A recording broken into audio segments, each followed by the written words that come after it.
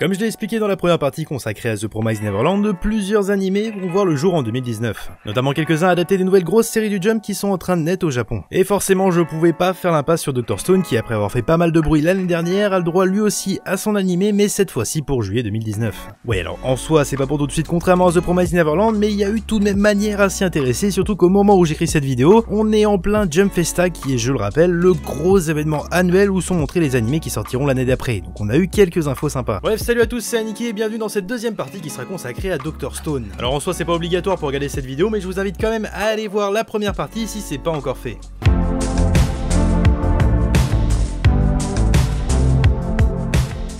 Dr. Stone a fait l'effet d'une véritable petite bombe dans le Weekly Shonen Jump. Sorti en 2017 et arrivé en 2018 dans nos Franches-Comtés, il a rapidement su se faire aimer du public. Et en même temps, c'est pas ultra étonnant quand on voit les deux monstres qui sont derrière. Au scénario, nous avons Rishiro Inagaki, connu pour avoir scénarisé High Shield 21 sous les dessins du dieu Yusuke Murata. Et pour rappel, High Shield 21 est l'un des meilleurs mangas de sport qui soit. Non, vraiment, lisez-le, il est trop bien. Cette fois-ci, il a su encore s'entourer d'un dessinateur de talent pour Dr. Stone, puisqu'on parle ici de Boichi, qui a notamment écrit et dessiné Sunken Rock. Et pour info, Sunken Rock c'est ça ou encore ça. Bref, c'est du lourd. On a donc un génie sur le scénario et un autre sur le dessin, maintenant on va voir quel a été le fruit de leur collaboration. Spoiler, c'est du lourd.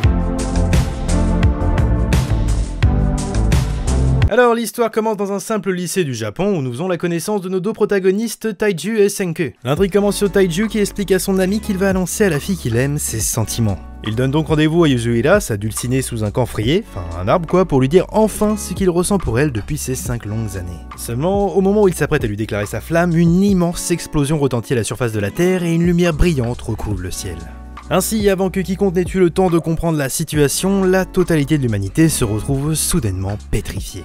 Au passage, on a le droit à un Trump en version statue du plus bel effet. Alors que la civilisation vit ses derniers instants, la plupart des êtres humains commencent à sombrer dans la folie et ainsi plusieurs milliers d'années s'écoulent. Un beau jour, Taiju, porté par ses sentiments pour Yuzuhira, arrive à se défaire de la pétrification et à retrouver ses mouvements. C'est alors qu'il tombe sur son ami Senku, réveillé depuis 6 mois et l'attendant depuis ce jour. Seulement vous en doutez, mais après tout ce temps, le monde a bien changé, la nature a repris ses droits et l'homme est devenu une proie facile. Ainsi, nos deux héros vont devoir se surpasser et faire revivre la civilisation d'antan en passant de l'âge de pierre à une nouvelle ère moderne en un rien de temps, devenant alors les nouveaux Adam et Ève de ce monde. Ah oui, je sais que dit comme ça sonne comme une giga bromance, mais comme l'a si bien dit Senku, c'est une métaphore. Dr. Stone reprend certes les codes du Neketsu et du Shonen, mais il arrive à les moderniser, autant par son histoire innovante et par les thèmes qu'il aborde que par les dessins. C'est un truc que je trouve super cool puisque Boichi est à la base un dessinateur de seinen et il a su ici garder son style graphique tout en s'adaptant au genre shonen. Et le résultat est trop cool.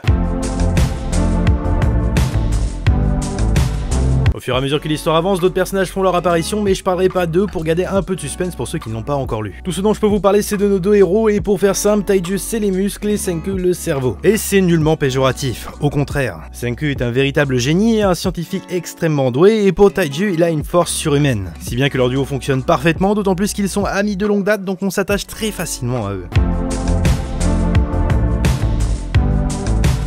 Bon, je vous avoue, c'est ce qui m'a vraiment inquiété quand j'ai entendu l'annonce d'un animé pour Dr. Stone. Parce que oui, les dessins de Boichi sont assez complexes, donc difficiles à parfaitement représenter en animé, surtout qu'aucun de ces mangas n'a jamais été adapté en série, du moins à ma connaissance, donc c'est encore plus compliqué à visualiser. Mais comme j'ai dit au début de la vidéo, hier, soit le 22 décembre, a débuté la Jump Festa, et on a eu quelques infos sur Dr. Stone, et c'est tout ce que j'attendais pour faire cette vidéo. Au passage, on a eu pas mal d'autres infos, comme des teasers pour The Promised Neverland, les Rôdeurs de la Nuit, ou encore pour la saison 4 de My Hero Academia, et celle d'IQ. Bref, du côté de Dr. Stone, on a eu le droit à un premier trailer que je vous montrerai et dont on parlera plus tard. Mais surtout on a su quel sera le studio qui s'occupera de l'animation. Et mine de rien c'est une info super importante puisque le studio en question c'est TMS Entertainment. Alors peut-être que le nom vous dit rien mais c'est un pilier puisque sa création remonte à 1946, surtout qu'ils ont produit pas mal de classiques comme Détective Conan ou Ashita no Joe. Donc c'est loin d'être un petit studio même si la dernière fois qu'ils ont produit une longue série c'était Dick Grayman et c'était en 2006, donc ouais c'est pas tout récent non plus. Mais si on regarde leur dernière production on parle de Megalobox et de Baki. Bref c'est du méga lourd. Pour le teaser que j'ai évoqué un peu plus tôt on parle plus d'un premier visuel que réellement d'une bande-annonce.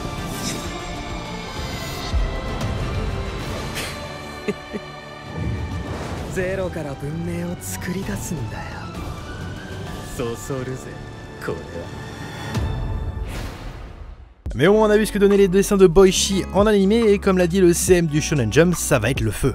Pour conclure, 2019 va être une année vraiment intéressante en termes de sortie d'animé, que ce soit du côté des suites avec la saison 2 de One Punch Man, la saison 3 de SNK et de Saikikuso no Psy-9 ou avec les nouveautés comme Vinland Saga. Bref, il y en aura pour tous les goûts et quand on voit à quel point Dr. Stone a eu du succès et a su marquer l'esprit des gens en très peu de temps, on peut être sûr que l'animé va faire pas mal de bruit. En tout cas de notre côté on en a fini avec cette vidéo, partagez-la, c'est important pour la chaîne et si ça vous a plu, n'hésitez pas à lâcher un pouce bleu, ça me fait plaisir. Comme d'habitude, si vous voulez me soutenir, c'est possible sur Utip, soit en regardant des pubs, soit en faisant des dons. Je vous dis à très bientôt pour une prochaine vidéo, c'était Aniki, ciao.